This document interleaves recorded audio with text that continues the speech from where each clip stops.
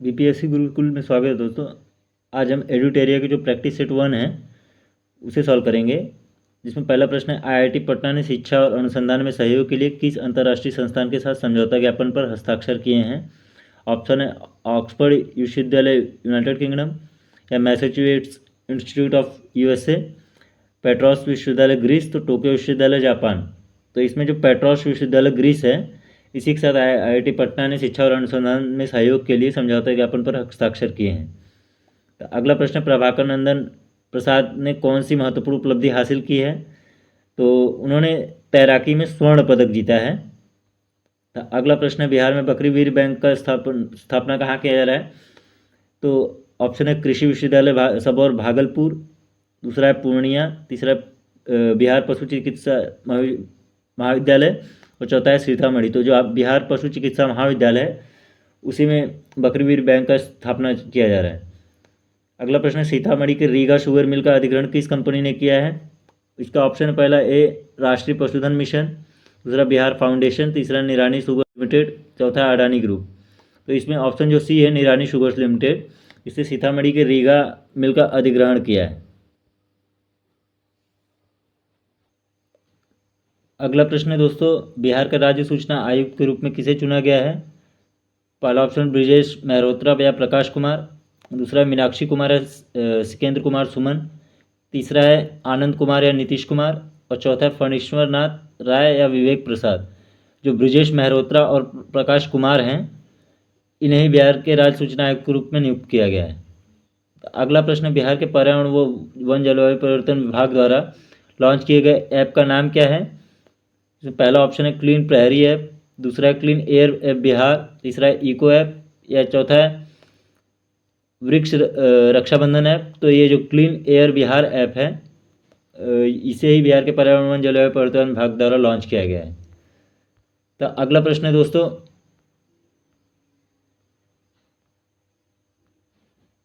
बिहार से चुनी गई महिला सांसदों तो उनके क्षेत्र का मिलान करना है। तो इसमें पहला ऑप्शन लवली आनंद, शंभवी चौधरी, मीसा भारती, वीणा देवी और विजय लक्ष्मी कुशवाहा। तो जो विजय लक्ष्मी लवली आनंद जी हैं, इनको शिवहर से चुना गया है, तो शांभवी चौधरी को समस्तीपुर से, तथा मीसा भारती को पाटलिपुत्र से,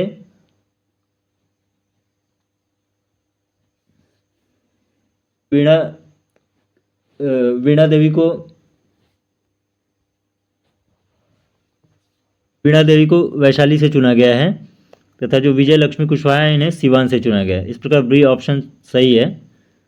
तो अगला प्रश्न है आईजीआईएमएस परिसर में किस सुविधा उद्घाटन किया गया है। सुविधा का उद्घाटन, तो इसमें पहला है बिहार भविष्य नेत्र संस्थान, दूसरा है क्षेत्रीय नेत्र संस्थान, तीसरा है स्वच्छ वायु निगरानी स्टेशन, या राष्ट्रीय स्वास्थ्य प्रशिक्षण केंद्र। तो इसमें क्षेत्रीय नेत्र संस्थान का उद्घाटन किया गया है।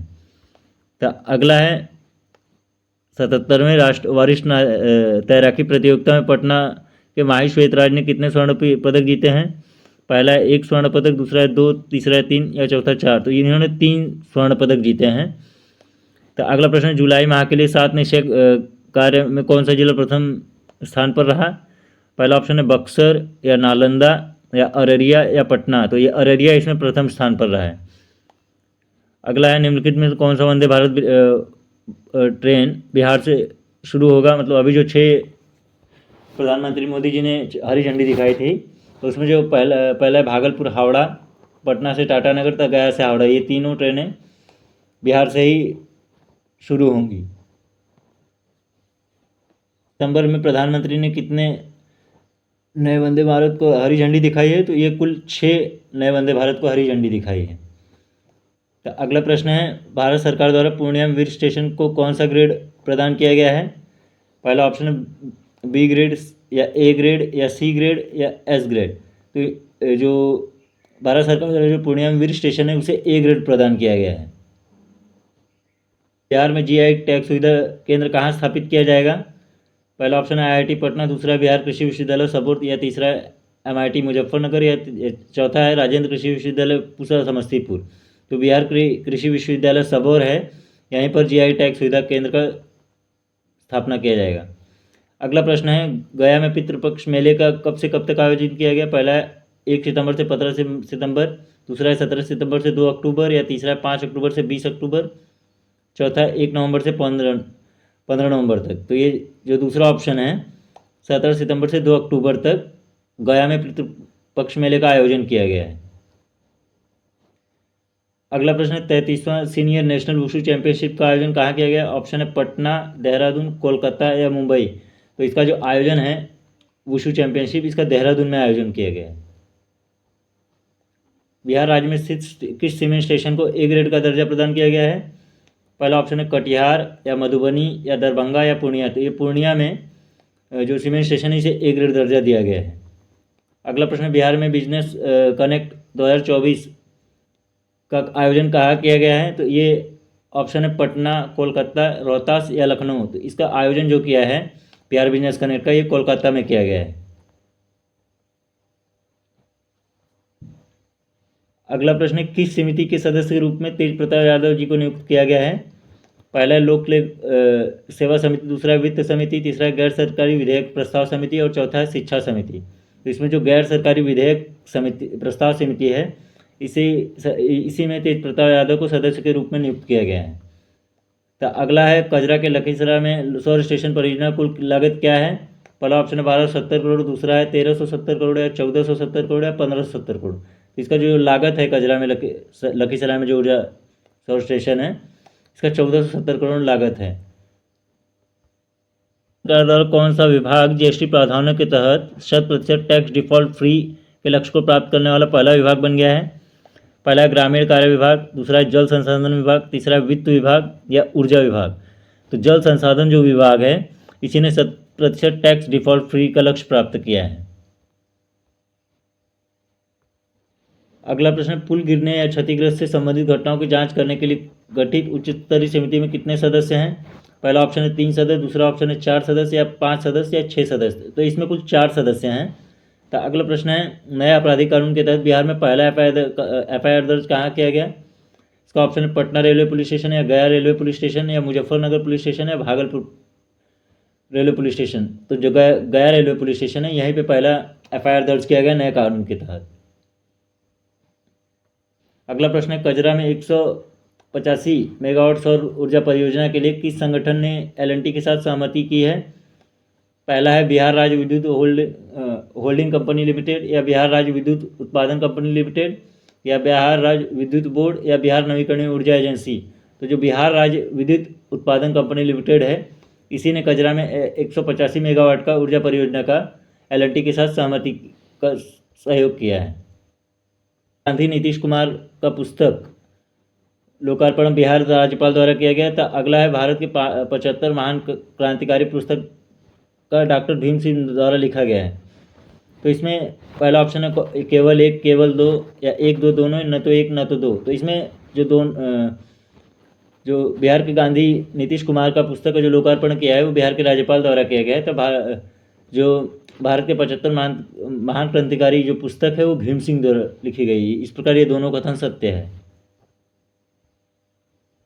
2023-24 के लिए बिहार में किस जिले में सर्वाधिक ऋण वितरण का प्रतिशत था? पहला ऑप्शन है मधुबनी, दूसरा पटना, या बांका, या नालंदा। तो जो इसमें वित्त वर्ष 2023-24 में बिहार का जो बांका जिला था उनसे सर्वाधिक ऋण वितरण इसी का प्रतिशत था। अगला प्रश्न, मुख्यमंत्री नीतीश कुमार ने बिहार में डायल 112 का सेवा का उद्घाटन कब किया था? पहला ऑप्शन है 6 जुलाई 2022, या 8 जुलाई 2023, या 6 जुलाई 2024, या 9 जुलाई 2024। तो नीतीश कुमार जी ने बिहार में डायल 112 सेवा का उद्घाटन 6 जुलाई 2022 को किया था। तो अगला है बिहार का पहला ट्रांसजेंडर उप निरीक्षक कौन बना या बनी है? पहला ऑप्शन है कश्यप किशोर, दूसरा मानवी मधु कश्यप, या मानू कश्यप, या मानवी मंजू कश्यप। तो मानवी मधु कश्यप हैं जो इन्हें पहला ट्रांसजेंडर उप निरीक्षक नियुक्त किया गया है। दिव्यांग पर्वतारोही ने किलिमंजारो पर तिरंगा लहराया। पहला ऑप्शन है राजेश कुमार, या उदय कुमार, या विनोद शर्मा, या अमित सिंह। तो जो उदय कुमार है इन्होंने ही किलिमंजारो पर तिरंगा लहराया है। लक्ष्मी झा ने हाल ही में किस देश में सबसे ऊंची चोटी माउंट किनबालू पर तिरंगा लहराया? पहला ऑप्शन है दक्षिण अफ्रीका, या मलेशिया, या इंडोनेशिया, या तंजानिया। तो जो माउंट किनवालू है वो मलेशिया में स्थित है, उसी में सहरसा के लक्ष्मी झा ने तिरंगा लहराया है। तो अगला प्रश्न है, पीएम ई बस सेवा योजना में बिहार के कितने शहरों को शामिल किया गया है? पहला ऑप्शन है 4, 5 या 6 या 7। तो पीएम ई बस सेवा का जो शुरुआत किया गया है कुल 6 शहरों में किया गया है। अगला प्रश्न, बिहार के कुल कितने जिलों में औद्योगिक क्षेत्र विकास के प्रस्ताव को मूल रूप से मंजूरी दी गई है? पहला ऑप्शन है 25, दूसरा 28, तीसरा 31, चौथा 38। तो जो ऑप्शन सी है, कुल 31 जिलों में औद्योगिक क्षेत्र विकास प्रस्ताव को मूल रूप से मंजूरी दी गई है। नीति आयोग द्वारा जारी किए गए एसडीजी इंडिया इंडेक्स 2023-24 के अनुसार सबसे खराब प्रदर्शन करने वाले राज्य में बिहार का स्कोर क्या है? तो इसमें बिहार ने जो सबसे खराब स्कोर किया है वो कुल 57 उसका स्कोर है। अगला प्रश्न है, मुजफ्फरपुर, भागलपुर, गया और दरभंगा में मेट्रो रेल संचालन की व्यवहार्यता रिपोर्ट के लिए किस कंपनी को जिम्मेदारी दी गई है? पहला ऑप्शन है नीति आयोग, दूसरा राइट्स लिमिटेड, तीसरा बिहार राज्य विद्युत प्रसारण कंपनी या भारतीय रेलवे। तो जो मुजफ्फरनगर, भागलपुर और गया दरभंगा रेलवे मेट्रो संचालन की जिम्मेदारी दी गई है उसे राइट्स लिमिटेड द्वारा दिया गया। में से कौन बिहार के नीति आयोग के विशेष आमंत्रित सदस्य नहीं है? पहला जीतन राम मांझी, दूसरा राजीव रंजन सिंह, तीसरा चिराग पासवान या देवेंद्र चंद्र ठाकुर। तो जो बिहार के जो नीति आयोग के विशेष आमंत्रित सदस्य हैं उसमें देवेश चंद्र ठाकुर नहीं शामिल हैं, बाकी जीतन राम मांझी, राजीव रंजन सिंह और चिराग पासवान शामिल हैं। अगला प्रश्न, बिहार का पहला हॉकी एस्ट्रोटर्फ कहाँ बना रहा है? तो ये पहला ऑप्शन है मुजफ्फरनगर, दूसरा है पटना, तीसरा है राजगीर और दरभंगा।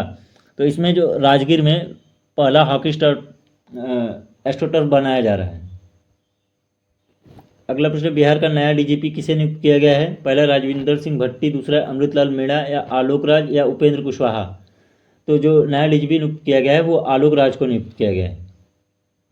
तो अगला प्रश्न, निम्नलिखित में से किस राज्य के पावर ट्रांसमिशन कंपनी लिमिटेड को नई दिल्ली में स्कॉच गोल्ड अवार्ड से सम्मानित किया गया? ऑप्शन है झारखंड, उत्तर प्रदेश, केरल या बिहार। तो बिहार की जो ट्रांसमिशन कंपनी है उसे स्कॉच गोल्ड अवार्ड से सम्मानित किया गया है। सरकार द्वारा राज्य में आरक्षण को 50% से कितने फैसले को हाल ही पटना उच्च न्यायालय ने रद्द कर दिया, जिसके बाद राज्य सरकार ने सुप्रीम कोर्ट की तरफ रुख किया है? पहला ऑप्शन है 55%, दूसरा 60% या तीसरा 62% या 65%। तो इसमें कुल 65% का प्रावधान किया गया था जिसे बिहार हाईकोर्ट ने रद्द कर दिया है। और नकटी पक्षी अभ्यारण्यों को शामिल करने के बाद भारत में रामसर स्थलों की कुल संख्या कितनी हो गई है? पहला ऑप्शन है 80, दूसरा 82, तीसरा 81 या 83। तो इसमें कुल अब जो भारत में रामसर स्थल हैं वो कुल 82 हो गई है। संस्थान NIRF रैंकिंग में 34वें रैंक पर है। पहला ऑप्शन है IIT पटना, दूसरा NIT पटना, तीसरा IIM बोधगया या एम्स पटना। तो जो IIT पटना है इसे NIRF रैंकिंग में 34वां रैंक प्राप्त हुआ है। के मुख्यमंत्री नीतीश कुमार द्वारा किस जिले में वाल्मीकि नगर में अंतर्राष्ट्रीय कन्वेंशन सेंटर का अतिथि परिषद का उद्घाटन किया गया है? पहला ऑप्शन है पूर्वी चंपारण, दूसरा वैशाली, तीसरा मुजफ्फरनगर या पश्चिमी चंपारण। ये पश्चिमी चंपारण में अतिथि परिषद का उद्घाटन किया गया है।